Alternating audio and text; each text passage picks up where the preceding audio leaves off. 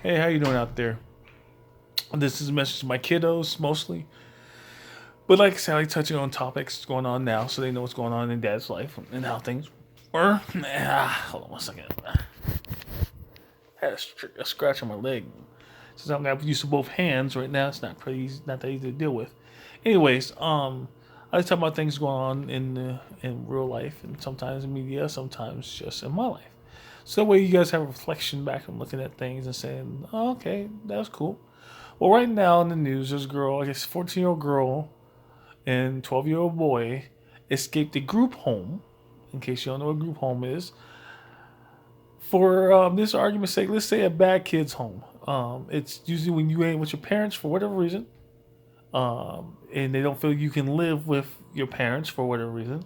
And usually, when you're by the time you get to a group home, not foster care, not foster home, but group home, you have been labeled pretty much a bad kid. Not saying every single kid is a bad kid. He has a label bad kid. But let me explain this. This is a bad kid. The dad is trying to say, my daughter's a good girl. Everybody's labeling her as a gangster, a thug. She's none of those. She got in trouble for stealing puppies. Okay. That's supposedly why she's in trouble in the first place. They don't send you to a group home for stealing puppies. I mean, unless you broke into like the president's White House or their camp and stole their dog, no one's gonna go after you for stealing some puppies. Okay, not to the point where you're taken away from your parents and shoved into a group home, not foster home, group home. So, what she did to make her famous and make her dad probably seem really dumb, and one of those blind to the facts parents. Uh, Hold on one second. Is that she had a shootout with the police. I guess I don't have all the story completely because no one does, and you get the facts to get presented. I guess she broke out, escaped the group home. See, again, you don't escape foster home. You can leave and they catch you.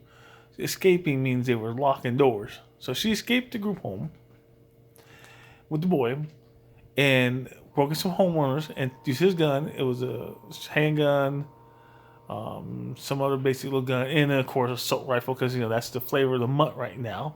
It had a shootout with the police department, police who arrived there. And the dad's trying to say she's not a bad girl, she's not a gangster, not a thug. And as soon as I hear gangster thug, I haven't even looked. I don't know, and I could be wrong in this. But if I am, I'm gonna look and see it and make sure. But when I hear someone say they're not their child or their friends or they're not a thug or gangster, they're trying to say their kid's not black like, and that's an insult right there. Because not black kids aren't thugs or gangsters. Trust me, I wasn't a thug or a gangster. I was a team captain of two different track teams, and I was team captain in college. So no, I was not a thug or gangster. Black kids aren't. I didn't hang around thugs and gangsters. Okay, and trust me, having a gun and get shot by the police, they ain't gangster.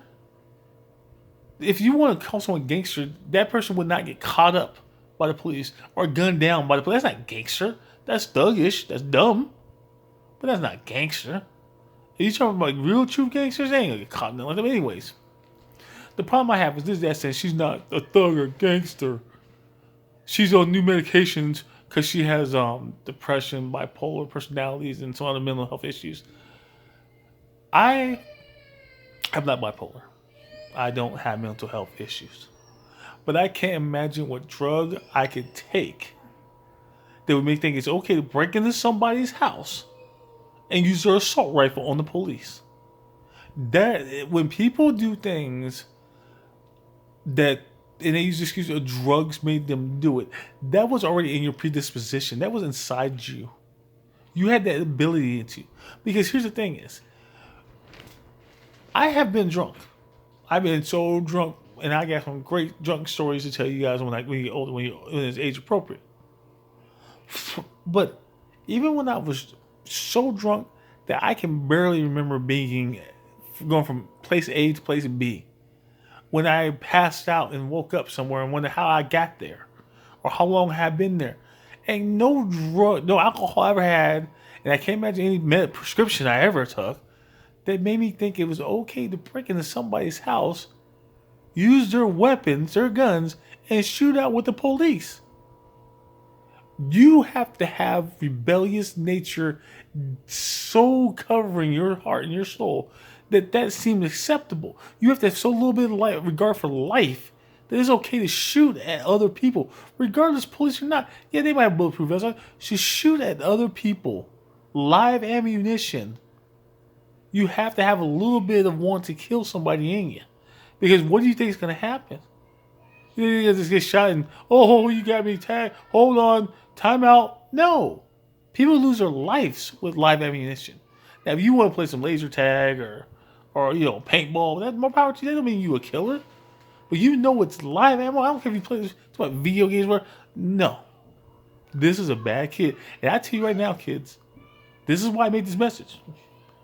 If you ever get in trouble like that, not only do you get the wrath of God from me, I'm not going to defend you like this idiot. I'm not going to say you're a good kid, because if you're a good kid, I would never have to make that video. I would never have to plead to people, oh, I'm sorry, my kid shot the police. Or never. No.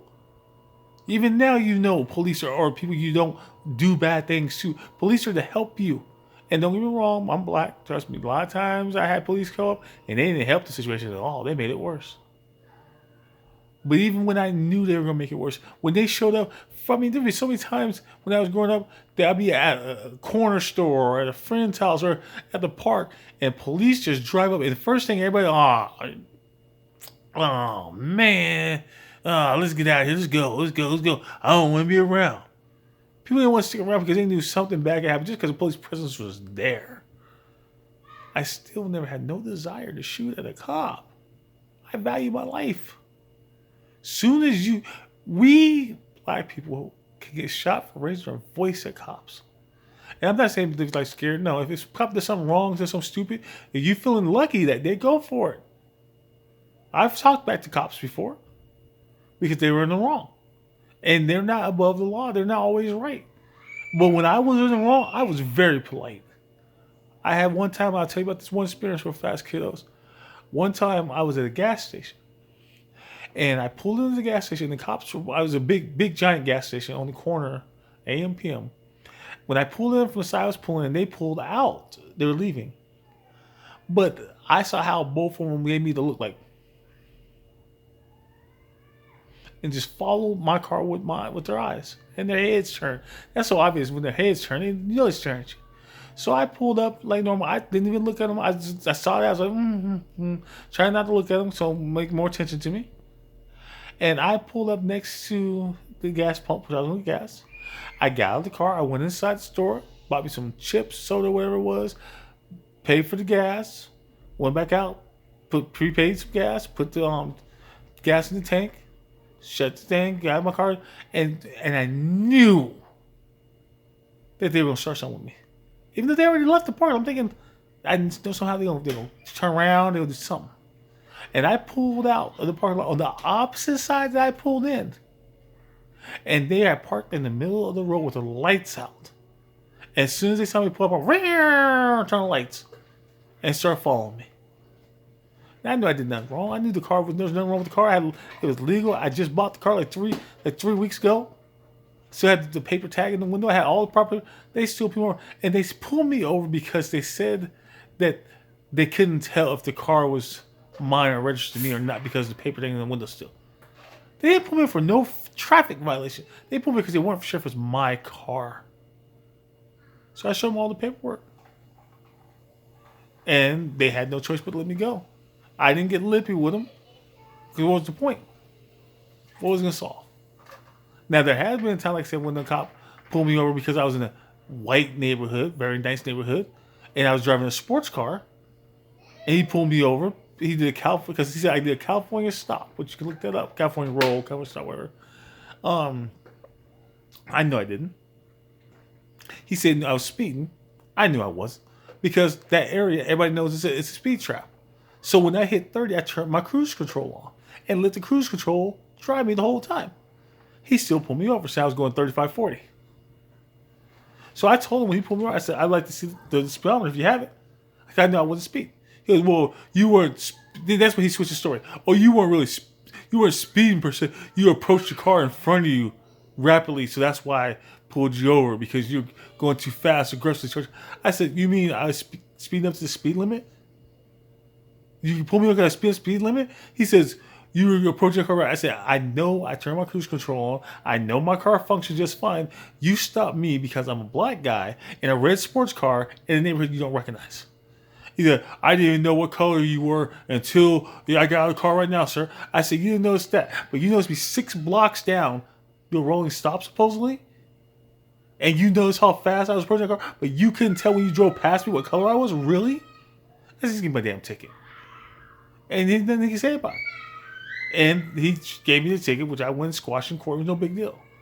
But my point is, cops aren't always the good guys. Trust me. They are the guys more than they're not. They're not always good guys. But if you have it in you to shoot at police officers, something's wrong with you. You're not a good kid. You're not a good person. You are a criminal. Plain and simple.